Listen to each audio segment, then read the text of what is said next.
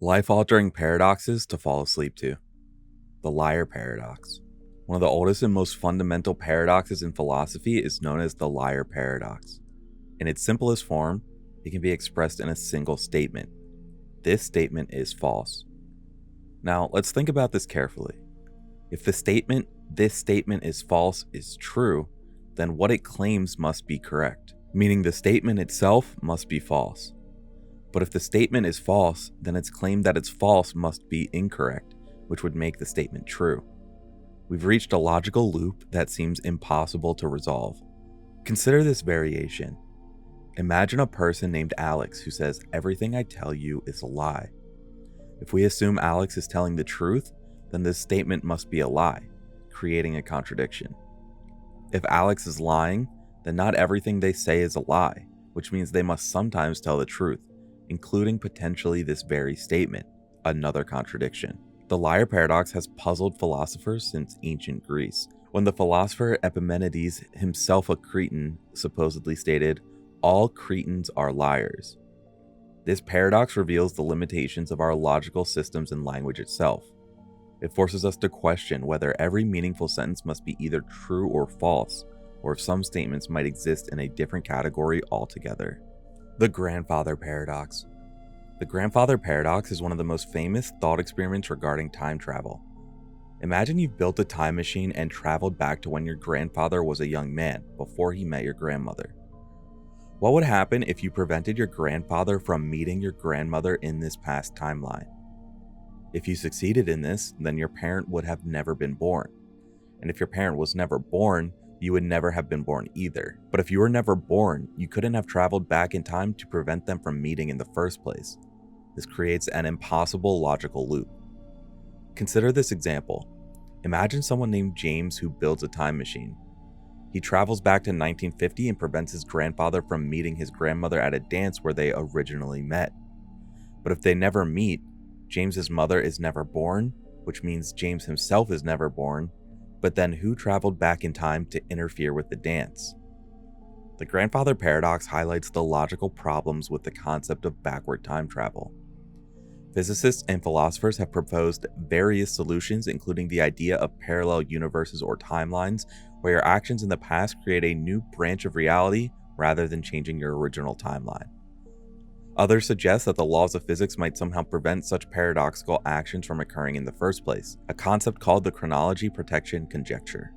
The Barber paradox. The Barber paradox was proposed by mathematician Bertrand Russell to illustrate problems with certain logical systems. Imagine a small town with just one barber. This barber shaves all those and only those who do not shave themselves. Now comes the paradoxical question: who shaves the barber? If the barber shaves himself, then he belongs to the group of people who shave themselves. But according to the rule, the barber doesn't shave people who shave themselves, so the barber can't shave himself. But if the barber doesn't shave himself, then he belongs to the group of people who don't shave themselves. According to the rule, the barber shaves everyone who doesn't shave themselves, so the barber must shave himself. We've arrived at a contradiction. The barber both must and cannot shave himself. Russell developed this paradox to demonstrate flaws in naive set theory, where a set could contain itself as a member. This seemingly simple puzzle about a barber actually revealed profound issues in the foundation of mathematics, leading to important revisions in how mathematicians understand sets and collections. The ship of Theseus. The ship of Theseus is one of the oldest philosophical puzzles, dating back to ancient Greece. Imagine a famous ship, the ship of the legendary hero Theseus, preserved in a harbor as a museum piece. Over time, as parts of the ship decay, they are replaced with new, identical parts. Eventually, after many years, every single original part has been replaced. The question is it still the same ship? If not, at what point did it stop being the original ship of Theseus? Now imagine a further complication. What if someone collected all the discarded original parts and reassembled them into a ship? Which ship would then be the real ship of Theseus? The one with all the new materials in the original form, or the one with all original materials in a reconstructed form? This paradox applies to many aspects of our lives. Consider your childhood home that's been renovated repeatedly over decades. Is it still the same house? Or think about our own bodies. Most of our cells are replaced every 7 to 10 years. Are we still the same person? The Ship of Theseus paradox challenges our understanding of identity, persistence, and what makes something fundamentally the same over time. It asks us whether identity is tied to physical continuity, form, function, or perhaps some combination of these aspects. The paradox of tolerance.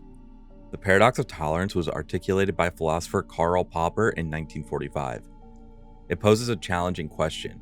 Should a tolerant society tolerate intolerance? At first glance, it seems that a truly tolerant society would accept all viewpoints and behaviors, including intolerant ones. However, if a tolerant society extends unlimited tolerance to those who are intolerant, the intolerant might eventually seize power and destroy the very principle of tolerance. Consider a concrete example. Imagine a community that prides itself on free speech and allowing all perspectives.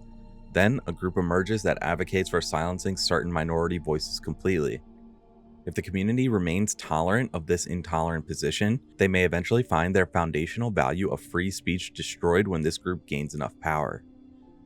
Popper's solution was that a tolerant society should reserve the right to not tolerate the intolerant, especially when intolerant groups refuse to engage in rational argument and begin to use violence or work to suppress others.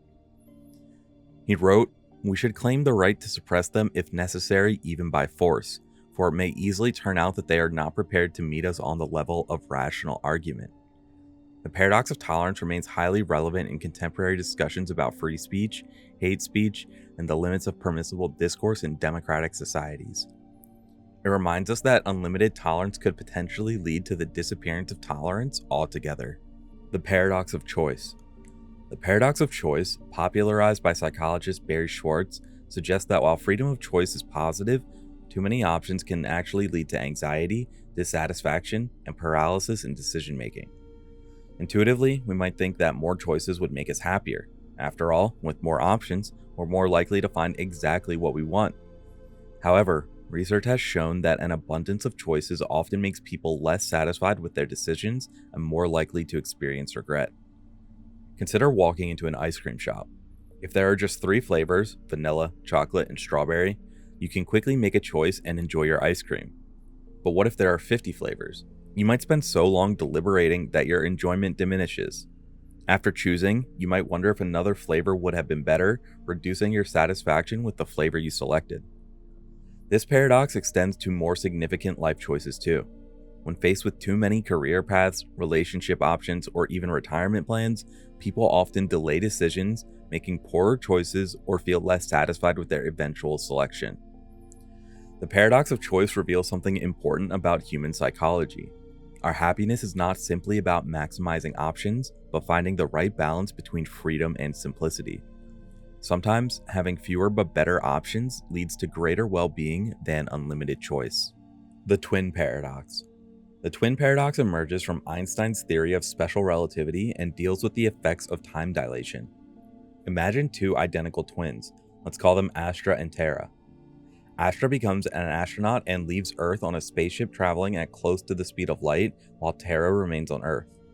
According to special relativity, time passes slower for objects moving at high speeds relative to an observer. So from Earth's perspective, time on Astra's spaceship must run slower. When Astra returns from her journey, she will have aged less than her twin Terra. Here's where the paradox appears. From Astra's perspective on the spaceship, it's Earth and Terra that's moving away at high speed. So shouldn't Terra be the one aging more slowly? How can both twins see the other aging more slowly? The resolution involves understanding that the situations aren't symmetrical. Astra experiences acceleration when departing Earth, changing direction, and returning. She's not in a single inertial reference frame throughout the journey. Terra, meanwhile, remains in essentially one initial reference frame. This asymmetry resolves the apparent contradiction. If Astra traveled at 99.5% the speed of light for what she experiences as 10 years, she would return to find that about 100 years had passed on Earth. Terra would be long gone, and Astra would meet her great-great-grandnieces and nephews instead. The twin paradox isn't just theoretical. Atomic clocks on high-speed aircraft have confirmed that time dilation really happens, though the effect is very small at the speeds humans currently achieve. This paradox reveals the profound way in which Einstein's theories changed our understanding of time itself, showing that it isn't absolute but relative to motion and gravity. The omnipotence paradox. The omnipotence paradox challenges the concept of an all-powerful being, often discussed in theological contexts. The classic version asks, can an omnipotent being create a stone so heavy that even they cannot lift it? This creates a logical dilemma. If the being can create such a stone, then there's something they cannot do, lift the stone, which means they aren't truly omnipotent. But if they cannot create such a stone, there's also something they cannot do, create the stone, again suggesting they aren't omnipotent. Consider another version. Can an all-powerful being create a square circle? Such a shape is a logical impossibility. It contradicts the definitions of both square and circle.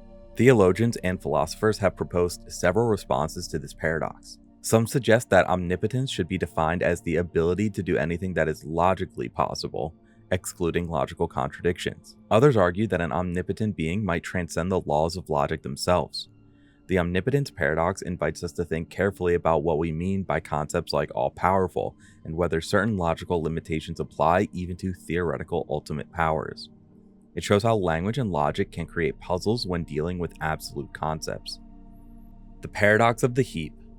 The paradox of the heap explores the problem of vagueness in language and concepts. It begins with a simple question: how many grains of sand make a heap? Imagine starting with a clear heap of sand, perhaps 10,000 grains. Now remove one grain. Is it still a heap?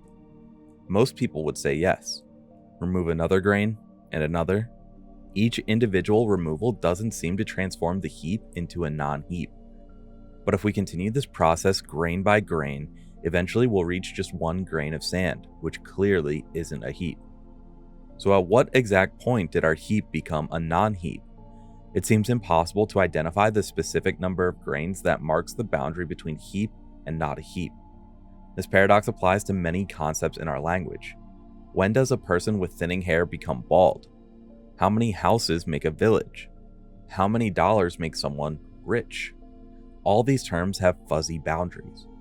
The paradox of the heap challenges classical logic's law of the excluded middle, which states that a proposition must be either true or false with no middle ground. With vague concepts like heap, it seems we need some middle ground where things are partially true or true to certain degrees. This paradox has led to important developments in mathematical logic, including fuzzy logic, which allows for degrees of truth rather than just one absolute true and false value. It reminds us that human language, despite its utility, contains inherent imprecisions that can lead to paradoxical situations. Buridan's ass.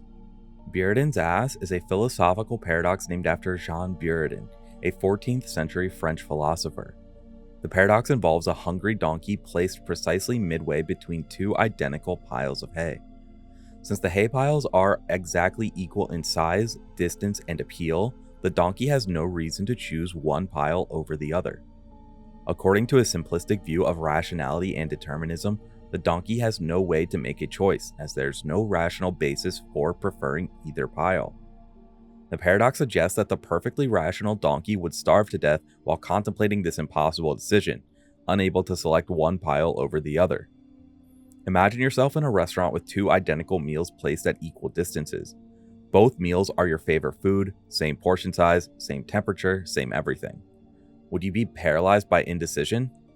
Likely not. You'd simply choose one, perhaps arbitrarily. Buridan's ass highlights problems with certain views of rationality and determinism. In reality, animals, including humans, have ways of breaking such symmetrical situations, often through random choice mechanisms. The paradox challenges the idea that rational behavior must always be based on identifying some advantage of one option over another. This paradox relates to modern decision theory and has applications in computer science, where algorithms sometimes need methods to break ties when options appear equally valuable. It reminds us that rationality sometimes requires embracing arbitrary or random selection rather than endless deliberation. The paradox of value, the diamond water paradox. The paradox of value, also known as the diamond water paradox, was famously discussed by Adam Smith in The Wealth of Nations. It poses a seemingly simple question. Why are diamonds, which have few practical uses, so expensive, while water, which is essential for life, costs so little? The paradox highlights the difference between value in use and value in exchange. Water has tremendous value in use. We literally cannot live without it, but its exchange value is relatively low. Diamonds, conversely, have limited practical value but command high prices. Imagine being lost in a desert. Would you prefer finding a large diamond or a bottle of water? Clearly, the water would be more valuable in that context, yet in everyday market transactions, we pay much more for diamonds than water. Economists resolve this paradox through the concept of marginal utility. The value of a good isn't determined by its total usefulness, but by the usefulness of one additional unit. Water is abundant in most developed economies, so the value of one additional glass is quite low. Diamonds are scarce, so an additional diamond still holds significant value. This paradox illustrates important economic principles about how markets determine prices based on scarcity, demand, and marginal utility rather than total usefulness. It shows why essential goods can sometimes be cheap, while luxuries command premium prices. The Raven Paradox. The Raven Paradox, formulated by Carl Gustav Hempel in the 1940s, challenges our understanding of how evidence confirms hypotheses. It starts with a simple claim: all ravens are black. Logically, this statement is equivalent to its contrapositive: all non-black things are non-ravens. Both statements make the same claim: if something is a raven, it must be black. Here's where the paradox emerges. If you observe a black raven, that supports the hypothesis that all ravens are black. But if the contrapositive is logically equivalent, then observing any non-black non-raven, say a white shoe, should also support the hypothesis that all ravens are black. This seems counterintuitive. How could observing a white shoe tell us anything about ravens? Consider an example. Imagine you want to test whether all cars manufactured by a certain company have faulty brakes. Finding cars from this company with faulty brakes confirms your hypothesis. But by the logic of the Raven paradox, finding bicycles, non-cars, with working brakes, non-faulty, would also confirm your hypothesis about the cars. The paradox challenges how we think about evidence and confirmation. Some philosophers argue that non-black non-ravens do technically confirm the all ravens are black hypothesis, but to an infinitely small degree. Others suggest that our background knowledge affects how we evaluate evidence, so we naturally give more weight to direct evidence, actual ravens, than indirect evidence, non-black things. The Raven paradox continues to influence discussions in philosophy of science about the nature of evidence and confirmation. The paradox of fiction. The paradox of fiction addresses our emotional responses to fictional characters and situations. It consists of three propositions that seem individually reasonable but collectively inconsistent. Number 1. People experience genuine emotions towards fictional characters and situations. Number 2. People know that fictional characters and situations are not real. Number 3. People can only experience genuine emotions towards things they believe exist. Think about the last time you cried during a sad movie or felt afraid during a horror film. You knew the characters weren't real people, yet you experienced real emotions about their fates. How is this possible? Imagine watching a film where a beloved character dies. You might feel genuine grief, perhaps even shedding tears. Yet if asked, you'd readily acknowledge that the character never existed. According to Proposition 3, this emotional response shouldn't be possible. Philosophers have proposed various solutions. Some suggest we temporarily suspend our disbelief while engaged with fiction. Others argue that we respond to the real possibilities represented by fiction rather than the fiction itself. Still others challenge Proposition 3, suggesting that belief in existence isn't necessary for emotional response. The paradox of fiction helps us understand the complex relationship between our rational knowledge and emotional responses. It shows how art can move us deeply even when we remain fully aware of its fictional nature, revealing something profound about human psychology and our capacity for empathy and imagination. The paradox of the preface. The paradox of the preface concerns a peculiar situation that many authors find themselves in. Imagine a historian who writes a thoroughly researched book containing hundreds of factual claims. In the preface, the author humbly acknowledges Despite my best efforts at accuracy, I'm sure this book contains some errors. This creates a logical contradiction. By asserting each claim in the book, the author is saying, I believe all these statements are true. But in the preface, the author is essentially saying, I believe at least one statement in this book is false. These beliefs contradict each other. Consider a concrete example. A scientist publishes a paper with 100 experimental results. She believes each individual result is correct based on her careful methodology. Yet, knowing the nature of experimental science, she also rationally believes that at least one error likely slipped through. She just doesn't know which one. The paradox of the preface reveals tension between our confidence in specific beliefs and our awareness of our general fallibility. It challenges the principle that rational beliefs should be consistent with one another. Some philosophers use this paradox to argue that rationality doesn't require perfect consistency in all our beliefs. Others suggest it reveals something about the different types of justification we have for specific beliefs versus general beliefs about our limitations. Either way, it highlights the complex nature of human knowledge and rational belief. Newcomb's paradox.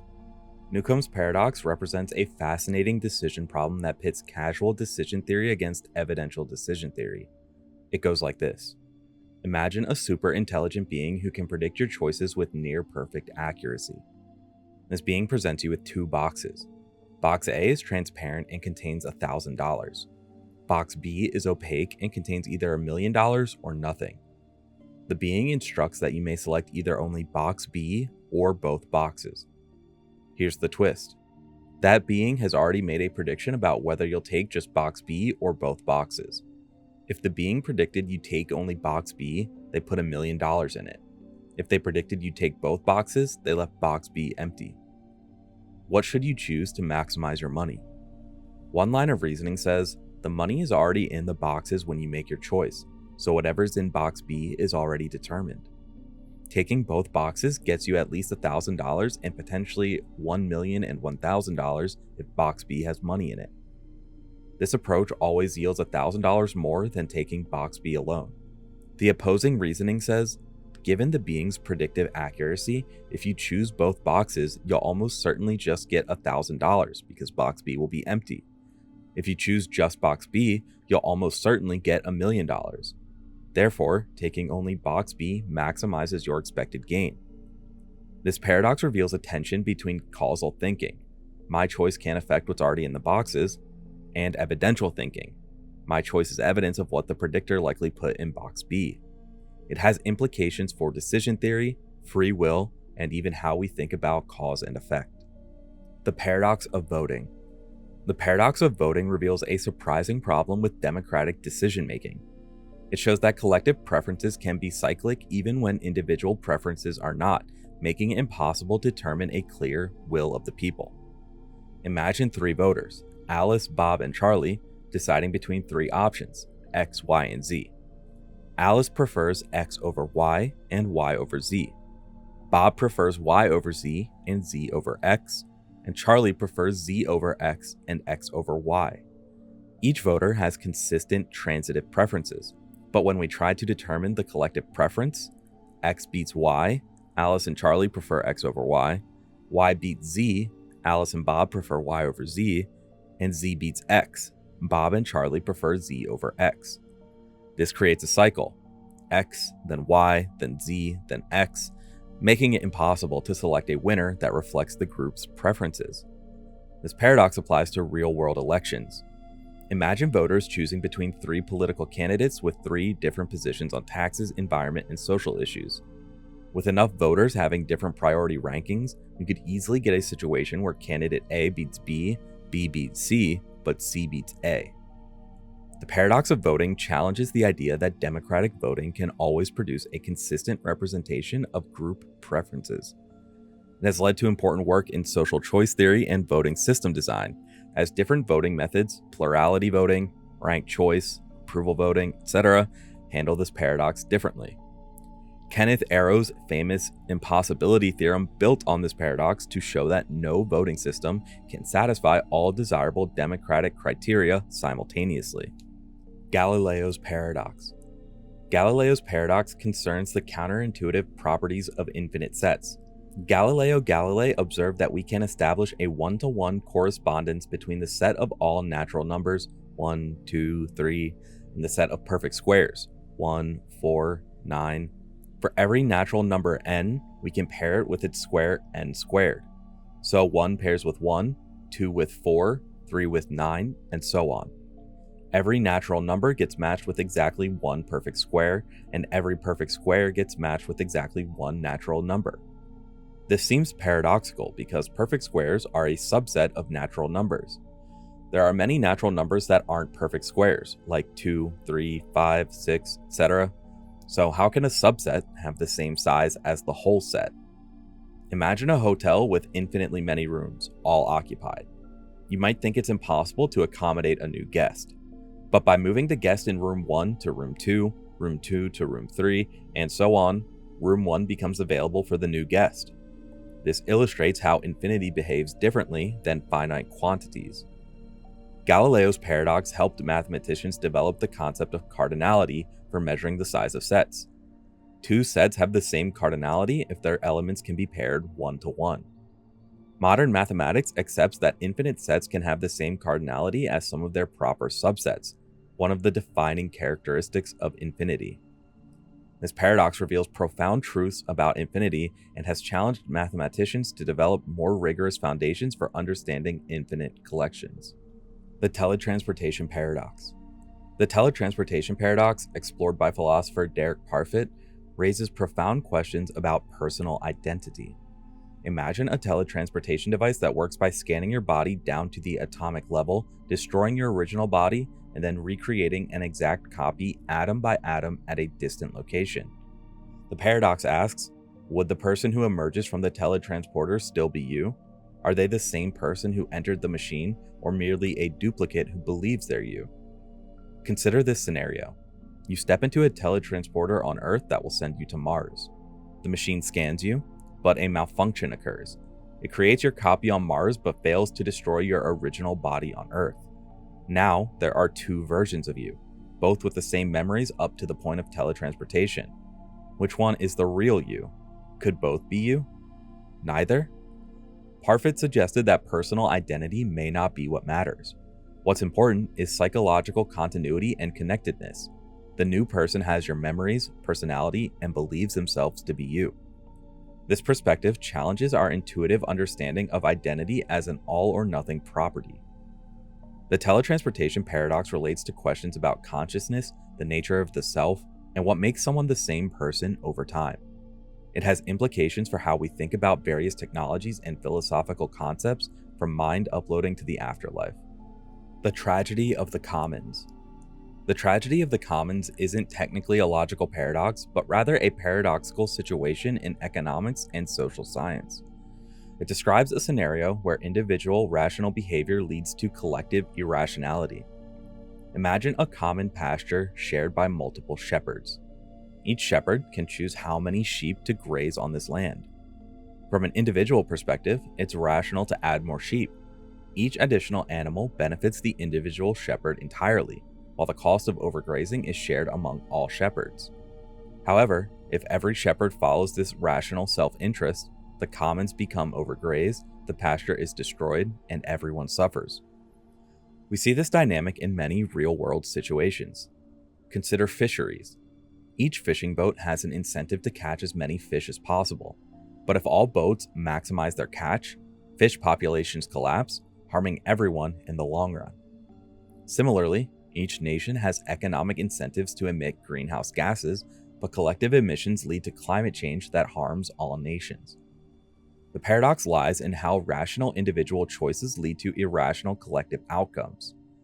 Solutions typically involve either regulation, like fishing quotas, privatization, dividing the commons into individually owned parcels, or developing community governance systems where users create and enforce their own management rules.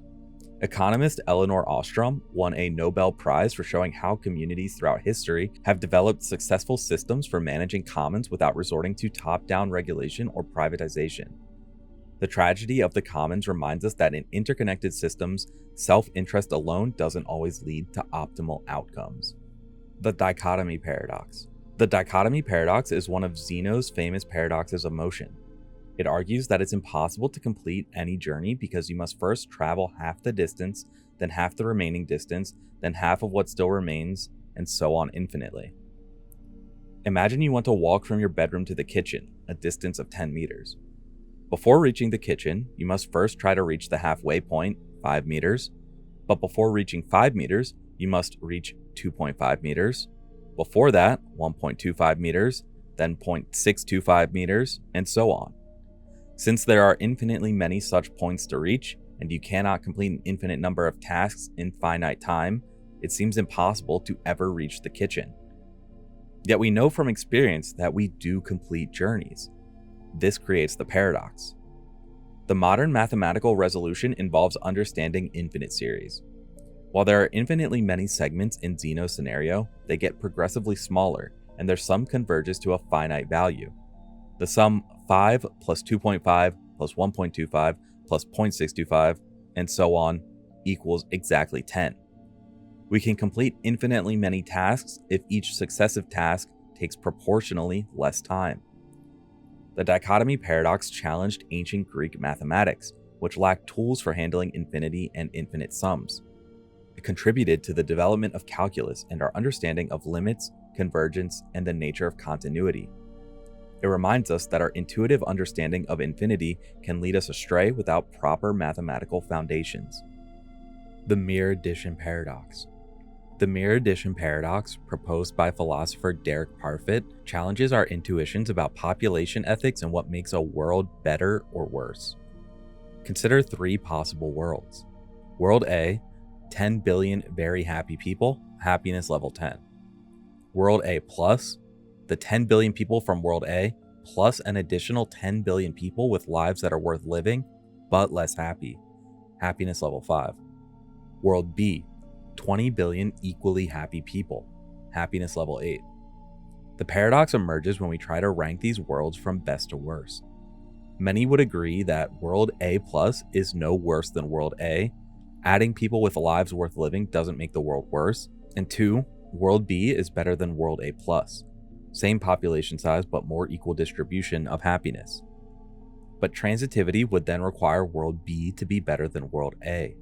Yet many people intuitively feel World A, fewer people but higher average happiness, is better than World B, more people with lower average happiness.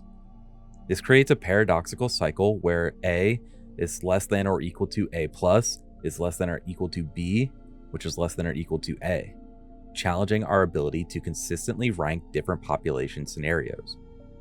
Imagine a city planner deciding between creating a small community with very high quality of life versus a larger community where everyone has a good but somewhat lower quality of life.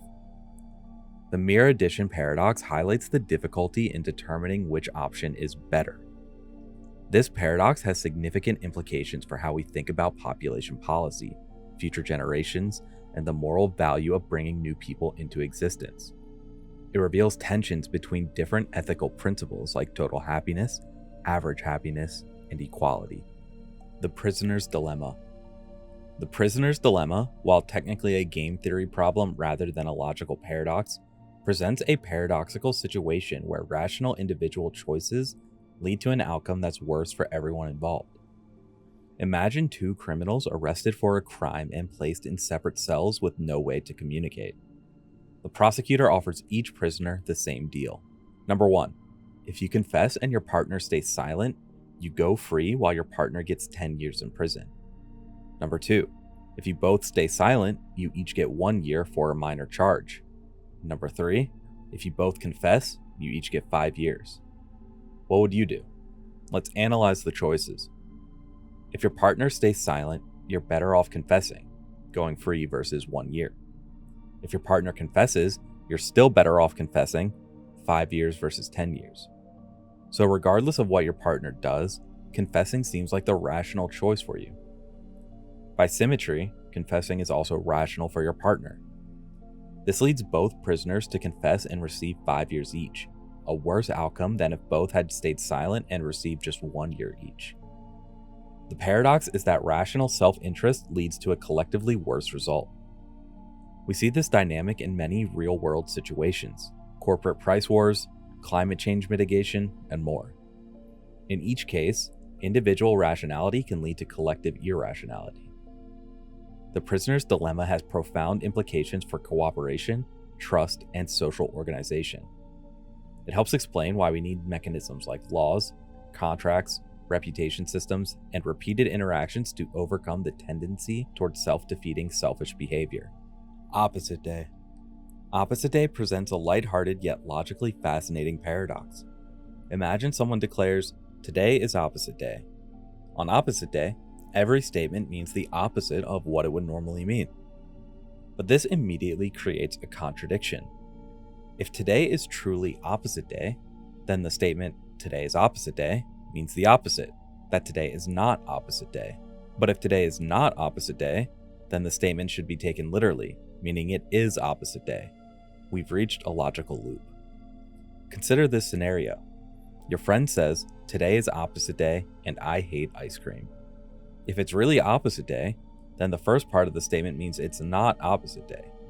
But if it's not opposite day, then the statement should be taken literally, meaning it is opposite day. As for whether your friend likes ice cream, the answer depends on resolving this contradiction. This paradox is similar to the liar paradox, but wrapped in a playful context that many encounter in childhood. It illustrates how self-referential statements can create logical problems, especially when they involve changing the rules of interpretation within the same statement. The opposite day paradox shows that certain concepts cannot be consistently defined within their own framework, a theme that appears in mathematical logic through Gödel's incompleteness theorems, which demonstrates that sufficiently complex formal systems cannot prove their own consistency. Card paradox. The card paradox is also a variation of the liar paradox, presented on a physical card. Imagine a card with text printed on both sides. One side says, "The statement on the other side of this card is true." The other side says, "The statement on the other side of this card is false." This creates an unresolvable circular reference. Let's trace through the logic. If we start by assuming side 1's statement is true, then side 2's statement must be true, as side 1 claims. But side 2 states that side 1's statement is false. This contradiction means our initial assumption must be wrong. So let's assume side 1's statement is false. This would mean side 2's statement is false, the opposite of what side 1 claims. But if side 2's statement is false, then side 1's statement is not false, it's true. Again, we reach a contradiction. We can start the analysis from side 2 and reach similar contradictions. No matter how we approach it, we can't assign consistent truth values to both statements.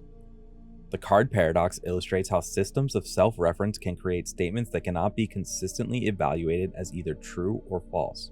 It has connections to important results in mathematical logic, particularly Gödel's incompleteness theorems, which demonstrate that in any formal system complex enough to express basic arithmetic, there will be true statements that cannot be proven within that system.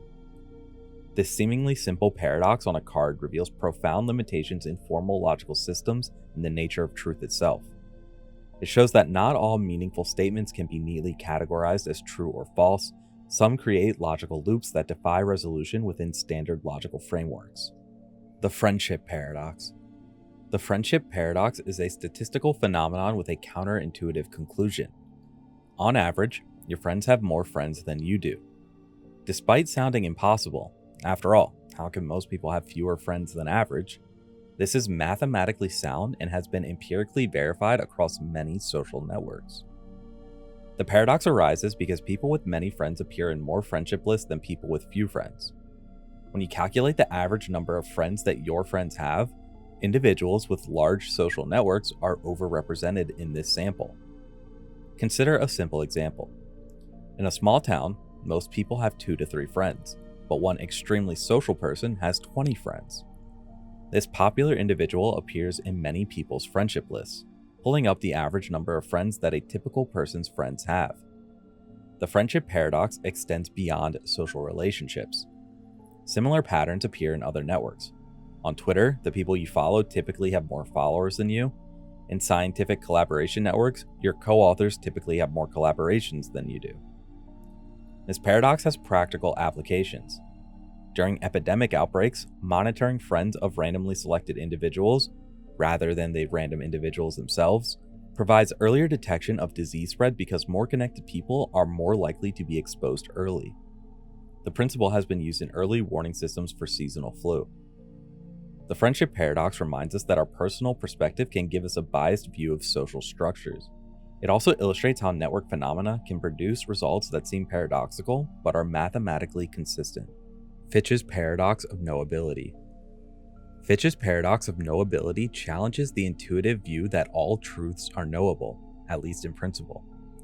The paradox shows that if we accept that all truths can be known, we must conclude that all truths are already known, a clearly false conclusion.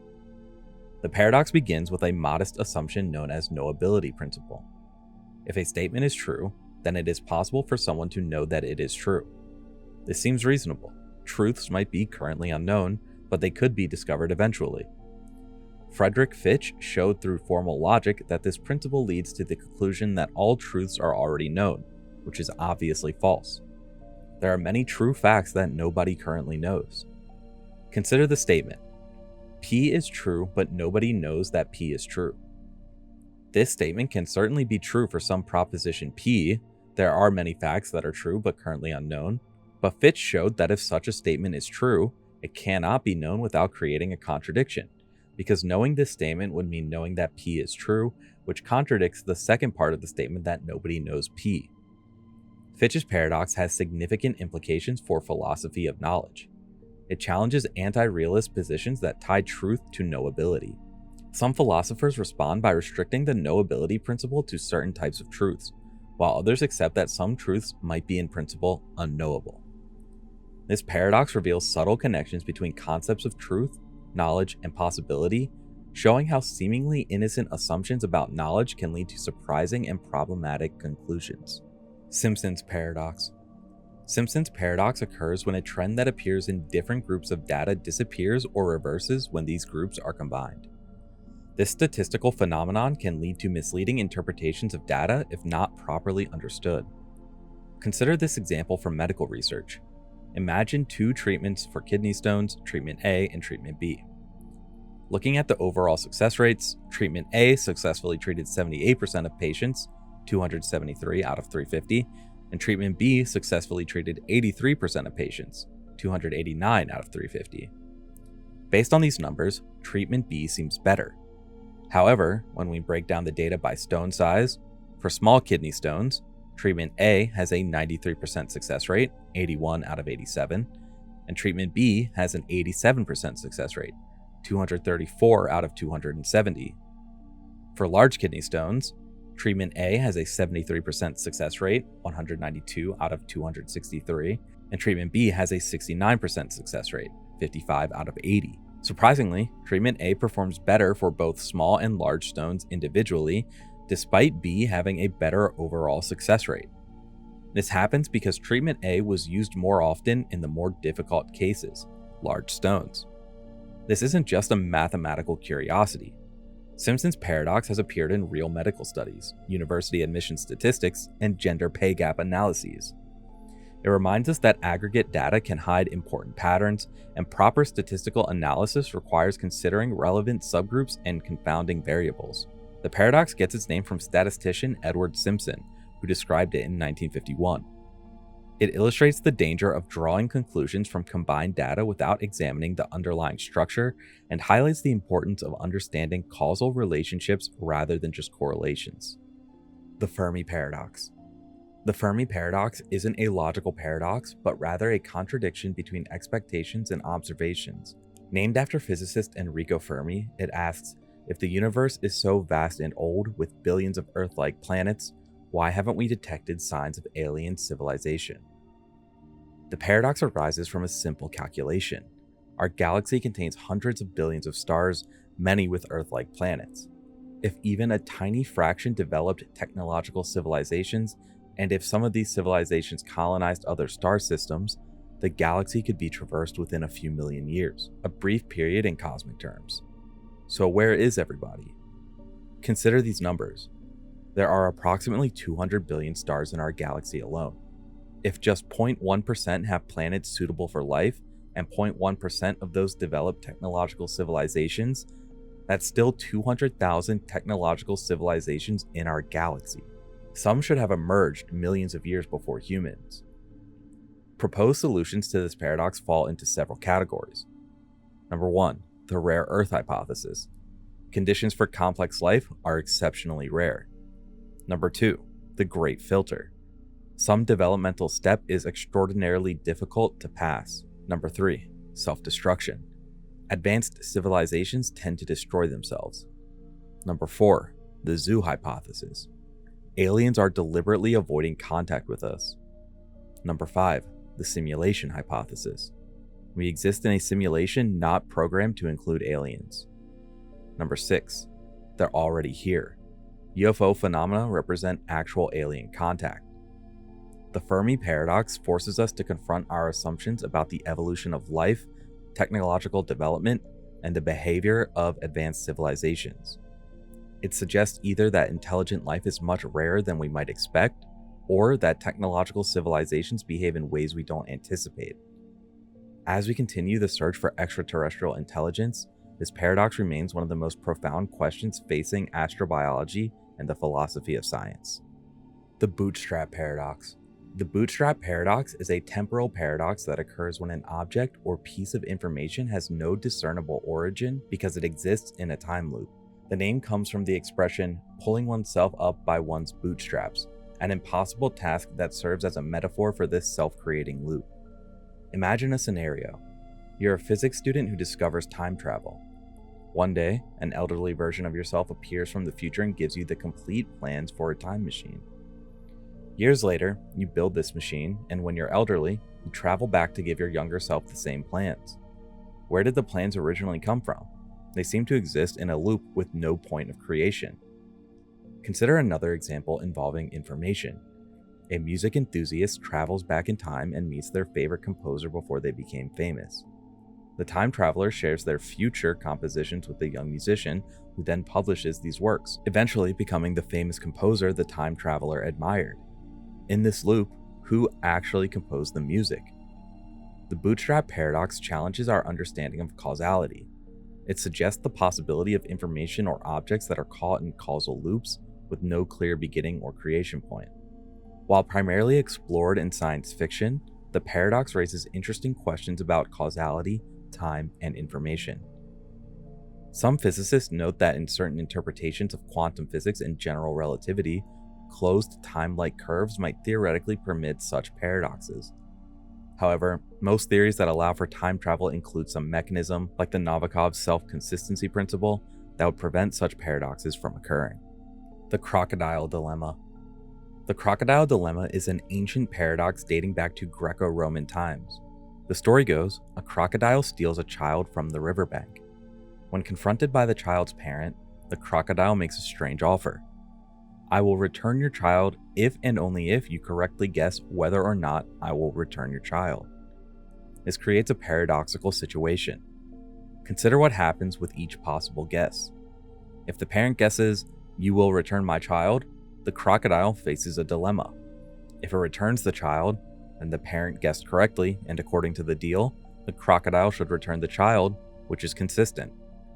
But if the crocodile doesn't return the child, then the parent guessed incorrectly, and according to the deal, the crocodile shouldn't return the child, also consistent. Both actions seem permissible. If the parent guesses, you will not return my child, a different problem arises. If the crocodile returns the child, then the parent guessed incorrectly, and by the terms of the deal, the crocodile shouldn't return the child, a contradiction. If the crocodile doesn't return the child, then the parent guessed correctly, and by the terms, the crocodile should return the child, another contradiction. Neither action seems permissible. This paradox highlights issues with self-referential statements and conditional promises. The crocodile's offer creates a logical trap with no clear resolution. Some view it as demonstrating that certain types of promises or conditions are inherently problematic and cannot be sensibly evaluated. The crocodile dilemma has been discussed by philosophers for centuries as an example of how language and logic can create puzzling situations when statements refer to their own fulfillment conditions. The Monty Hall problem. The Monty Hall problem isn't strictly a paradox, but a counterintuitive probability puzzle that many people get wrong, even mathematicians, when first encountering it. It's named after Monty Hall, the host of the game show Let's Make a Deal. Here's the scenario. You're on a game show with 3 doors. Behind one door is a car, behind the other 2 are goats. You pick a door, say door 1. The host, who knows what's behind each door, opens another door, say door 3, revealing a goat. The host then asks if you want to stick with your original choice, door 1, or switch to the remaining unopened door, door 2. What should you do? Intuitively, many people think it doesn't matter whether you switch or not. With 2 doors remaining and 1 car, it seems like a 50-50 chance either way. But surprisingly, switching doors doubles your chances of winning the car, giving you a 2 out of 3 probability instead of 1 out of 3. Here's why. Initially, the probability of choosing the correct door is 1 out of 3, while the probability that the car is behind either of the other doors is 2 out of 3. When the host reveals a goat, this doesn't change your original probability, but it concentrates the 2 out of 3 probability of the other doors onto the single remaining unopened door. By switching, you win whenever the car is not behind your initial choice, which happens 2/3 of the time. Another way to see this. If you initially picked a goat, which happens 2/3 of the time, the host must reveal the other goat, leaving the car as the only door you can switch to. So switching wins 2/3 of the time. This problem has been a source of heated debate among mathematicians and has been verified through computer simulations and empirical tests. It demonstrates how human intuition about probability can sometimes lead us astray, even in seemingly simple scenarios. The Abilene Paradox. The Abilene Paradox, described by management expert Jerry B. Harvey, is a paradox of social psychology where a group makes a decision contrary to the preferences of its individual members. It occurs when group members incorrectly believe that their personal preferences go against the group's and therefore don't voice their concerns. The name comes from Harvey's anecdote about a family trip to Abilene, Texas. On a hot afternoon in Coleman, Texas, a family is comfortably playing games when someone suggests driving 53 miles to Abilene for dinner. Though no one actually wants to make the hot, dusty drive, each person agrees because they think the others want to go. After returning from the miserable trip, they discover that none of them had wanted to go in the first place. Imagine a work scenario. A team leader proposes staying late to finish a project. Though every team member has important personal commitments that evening, each agrees because they believe their colleagues support the idea and they don't want to be seen as uncommitted. The team ends up working late, with everyone privately frustrated, when in reality, no one wanted this outcome. The Abilene Paradox illustrates how groups can make decisions that go against the genuine desires of every member. Unlike groupthink, where pressure leads to conformity in thinking, in the Abilene Paradox, each person maintains their private doubts but incorrectly assumes they're alone in those doubts. This paradox appears frequently in organizational decision-making, family dynamics, and social gatherings. It reminds us of the importance of honest communication and the dangers of assuming others' preferences rather than explicitly discussing them.